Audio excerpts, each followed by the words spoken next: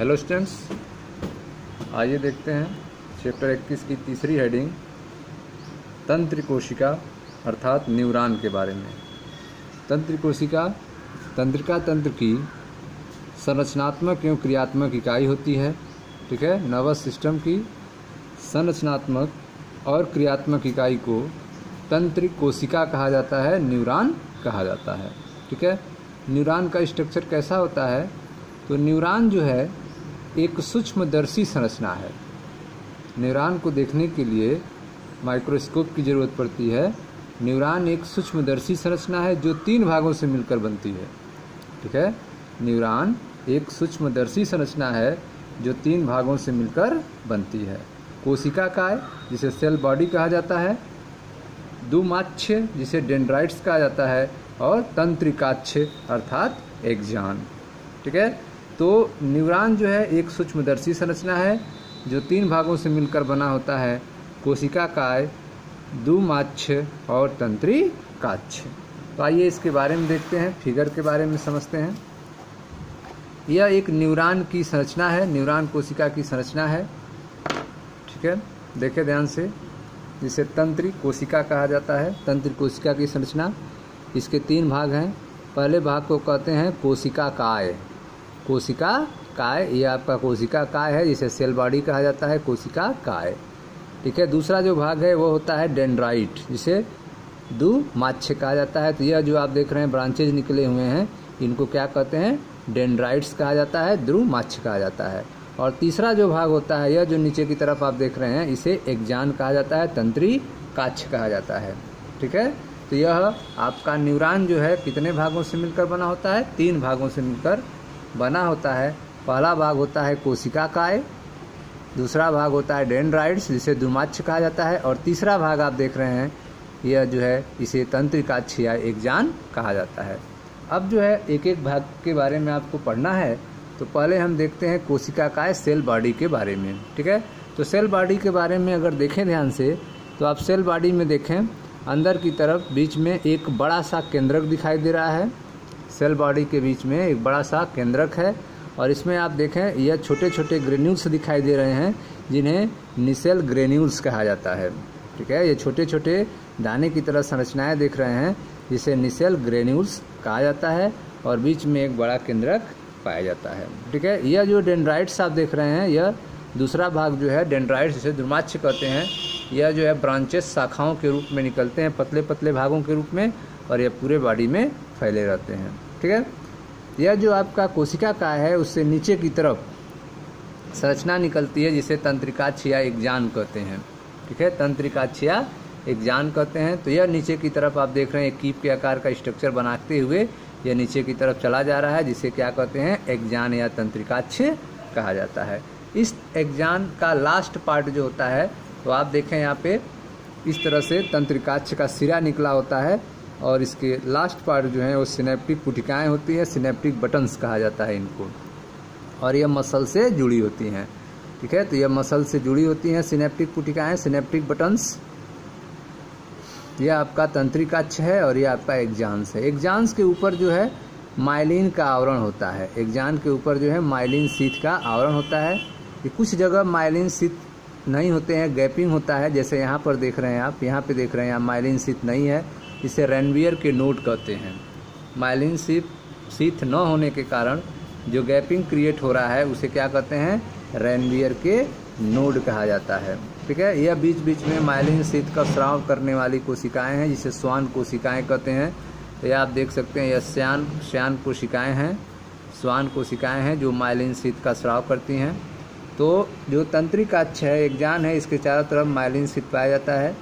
ठीक है, आप देख रहे हैं कि माइलिन शीथ के बीच में खाली जगह भी होता है जिसे रेनवियर के नोड कहा जाता है। ठीक, आइए अब इसके बारे में पढ़ते हैं।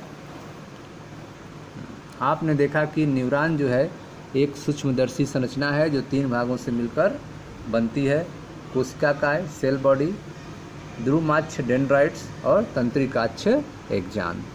कोशिका काय में कोशिका द्रव्य, कोशिका काय सेल बॉडी में क्या भरा रहता है? तो कोशिका काय में कोशिका द्रव्य व प्रारूपिक कोशिकांग। ठीक है, कोशिका काय में कोशिका द्रव्य होता है प्रारूपिक कोशिकांग होते हैं और विशेष दानेदार अंगक जिसे नेसेल ग्रेन्यूल कहते हैं पाए जाते हैं। ठीक है, तो कोशिका काय में कोशिका द्रव्य एवं प्रारूपिक कोशिकांग व विशेष दानेदार अंगक नेसेल ग्रेन्यूल पाए जाते हैं।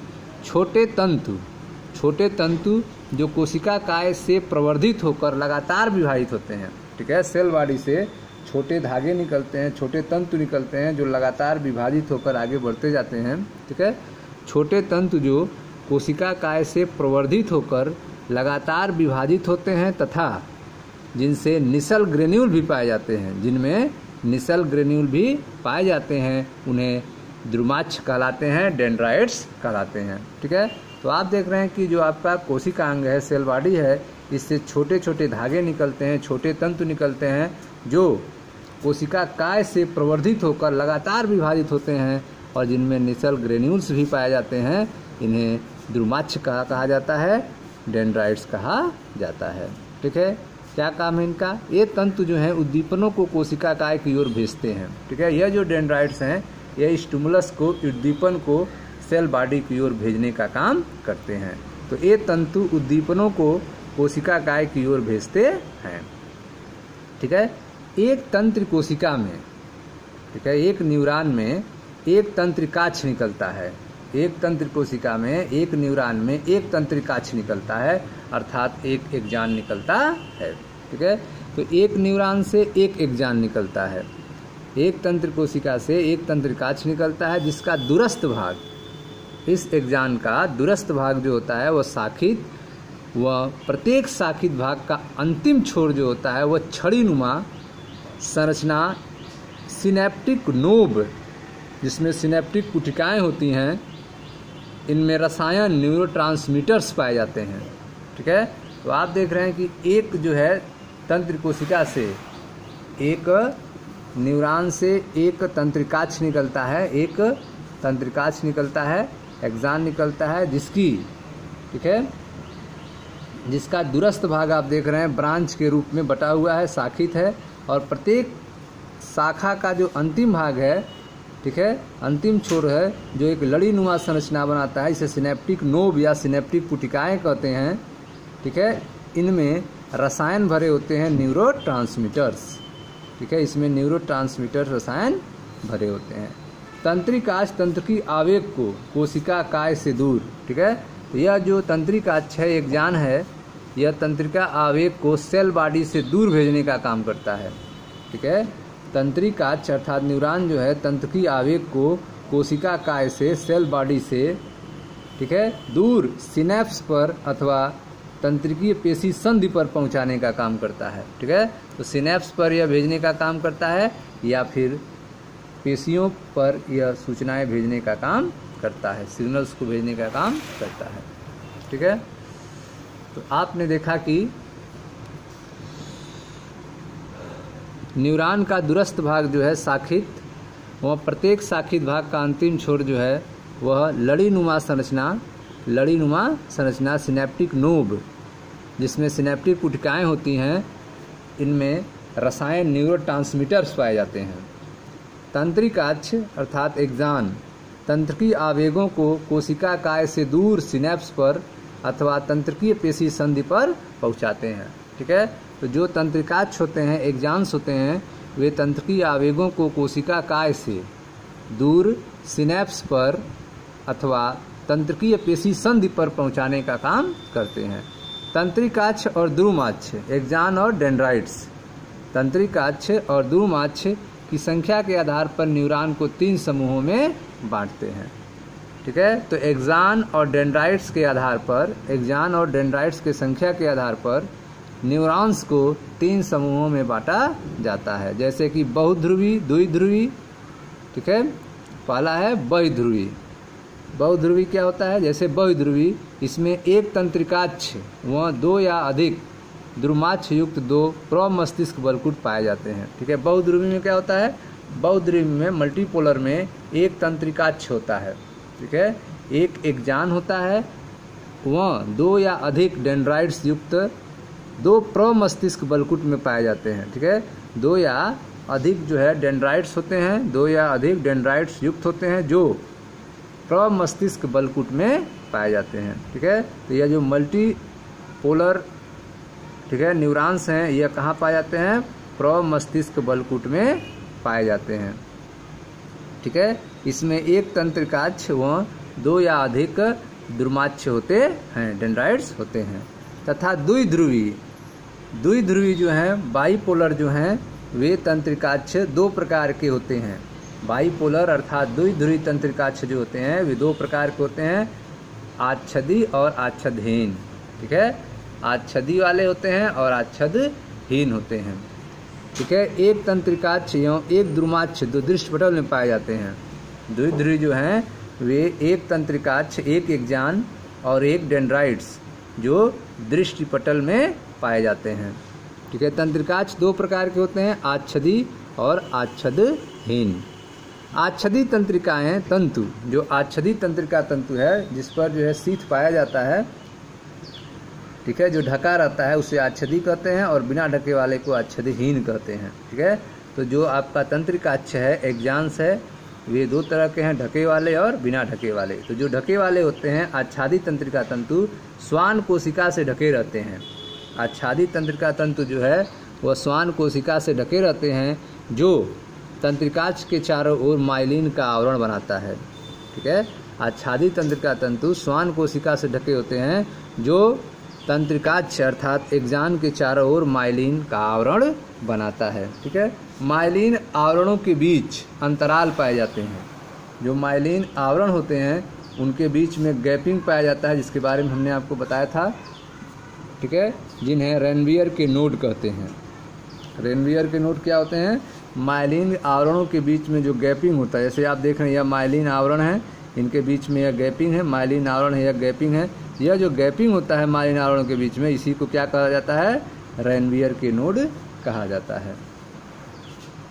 ठीक है, आच्छदी तंत्रिका तंतु, जो आच्छदी तंत्रिका तंतु हैं वे मेरु व कपाल तंत्रिकाओं में पाए जाते हैं। यह स्पाइनल कार्ड में और क्रेनियल नर्व्स में पाए जाते हैं।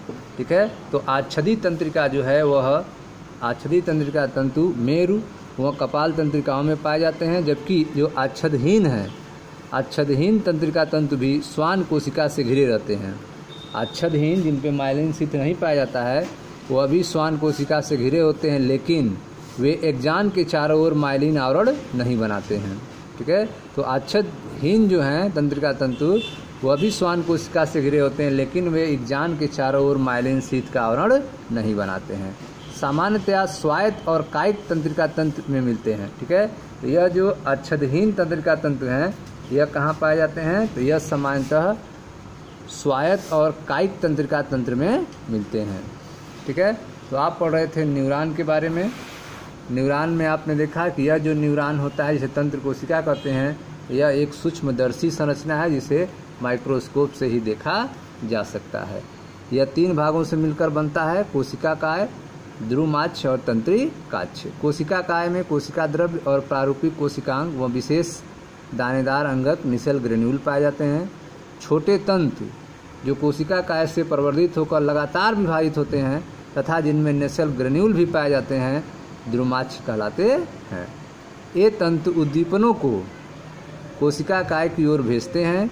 एक तंत्र कोशिका में एक तंत्रिकाक्ष निकलता है जिसका दूरस्थ भाग शाखित और प्रत्येक शाखित भाग का अंतिम छोर जो है वह लड़ी नुमा संरचना सिनेप्टिक नॉब, जिसमें सिनेप्टिक कुटिकाएँ होती हैं और इनमें रसायन न्यूरोट्रांसमीटर्स पाए जाते हैं। ठीक है, तंत्रिकाक्ष तंत्रिकीय आवेगों को कोशिका काय से दूर सिनेप्स पर अथवा तंत्रिकीय पेशी संधि पर पहुंचाते हैं।